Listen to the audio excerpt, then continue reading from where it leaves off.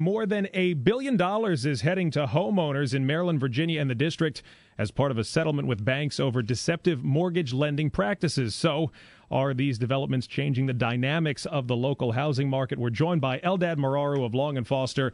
And Eldad, the goal here, obviously, to prevent foreclosures or short sales, which is obviously a good thing for propping up property values. But are there any indications so far that the settlement will actually do that? I know it's early on and tough to get a feel on this, but what are you seeing out there? Well, you're right. It is a little early on to come to any real conclusions. The intention is great, but you know what they say, the path to hell is paved with good intentions. Yeah. I think the reality is that, anything that keeps people from being foreclosed on and having to short sell is a good thing.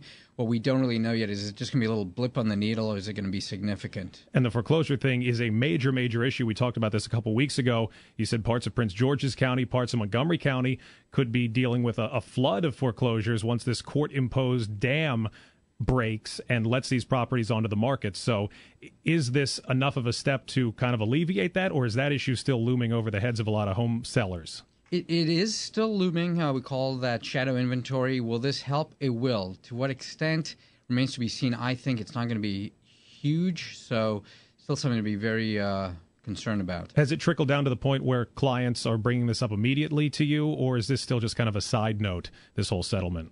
I think for a lot of people it's a side note. More and more will hear about it as we move forward. But it's key to get the word out, and some people will really benefit from this. Yeah, and if someone isn't sure whether or not they'll be helped by the settlement, what should they do? Okay, so there's 5 banks involved here, essentially, right? Ally, GMAC, Bank of America, Citibank, JP Morgan, and Wells Fargo. Each one of them has set up an 800 phone line.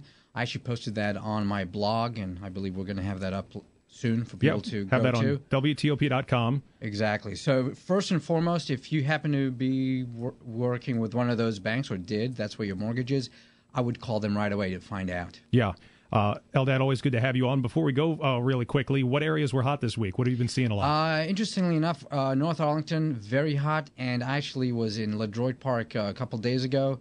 Client was very excited. Unfortunately, this particular property had 12 offers. 12 offers. 12 offers, so we moved on, unfortunately. So when you realtors say that if you drop the price, you'll get some offers, that actually is true sometimes. I thought it was just one of those big lies that everybody says. They didn't even drop the price. It was 2 days on the market. They just came in at the right price, and that neighborhood is hot right now. Wow. Eldad Moraru of Long & Foster, always good to have you with us.